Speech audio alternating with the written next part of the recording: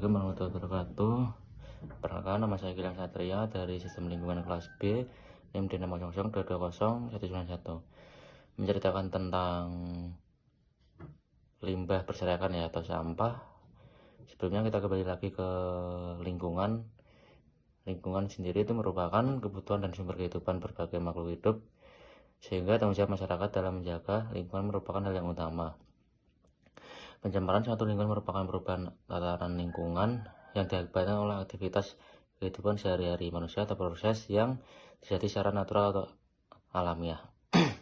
Oke, berdasarkan dari sumber sampah itu, sampah dibagi menjadi dua kategori, sampah organik dan sampah anorganik. Sampah organik sendiri itu sampah yang dapat terurai oleh mikroba. Sedangkan sampah anorganik, sampah yang sangat sulit diurai oleh mikroba atau yang biasanya berasal dari benda mati. Oke, kemudian lanjut ke dampak sampah terhadap lingkungan dan kesehatan. Yang pertama, penurunan kualitas kesehatan. Tempat pembuangan sampah dengan metode pengolahan limbah yang tidak memadai merupakan lokasi yang baik untuk berbagai organisme yang berpotensi menularkan penyakit seperti diare, kolera, tifus, dan masih banyak laginya, gatal-gatal, dan masih banyak lainnya. Oke, kemudian ada polusi air. Titik pengumpulan dan infrastruktur terbuka berpotensi menghasilkan rembesan air, terutama ketika datang hujan.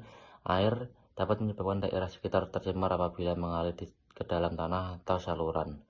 Karena pengolahan skala luas yang menimbulkan limbah yang banyak, air rembesan dapat dihasilkan dalam pengolahan limbah yang menyebabkan pencemaran air menjadi keruh dan timbul wujud bau yang menyengat. Upaya atau tindakan yang dapat dilakukan dalam mengelola sampah. Pengolahan sampah yaitu pengumpulan, pengangkutan, dan daur ulang. Pengolahan limbah yang tepat juga dapat memperbaiki kekayaan alam yang ada di lingkungan kita sekitar. Yang pertama, selain itu kita dapat menerapkan 5R. Yang pertama ada reduce, atau mengurangi penggunaan suatu barang atau pola perilaku manusia yang dapat mengurangi produksi sampah. Secara tidak dapat melakukan pola konsumsi yang berlebihan. Contohnya adalah mengurangi penggunaan barang yang tidak bisa didaur ulang. Yang kedua ada replace, kegiatan untuk mengganti pemakaian suatu barang atau memakai barang alternatif yang sifatnya lebih ramah lingkungan dan dapat digunakan kembali. Upaya ini dinilai dapat mengubah kebiasaan seseorang yang mempercepat produksi sampah. Contohnya dalam pengubahan penggunaan kertas tisu dengan menggunakan sapu tangan. Yang ketiga ada repaint. Repaint sendiri menggunakan kembali barang-barang yang sekiranya masih layak digunakan untuk kita gunakan kembali dan fungsinya tentu saja masih sama.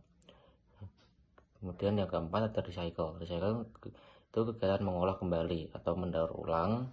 Pada prinsipnya kegiatan ini memanfaatkan barang bekas dengan cara mengolah materinya untuk dapat digunakan lebih lanjut. Kelima, reuse, menggunakan kembali material atau bahan yang masih layak pakai. Contohnya adalah menggunakan kembali botol bekas yang masih layak untuk menanam tanaman dan lain-lain. Oke, sekian itu yang dapat saya berikan komentar terhadap pencemaran lingkungan.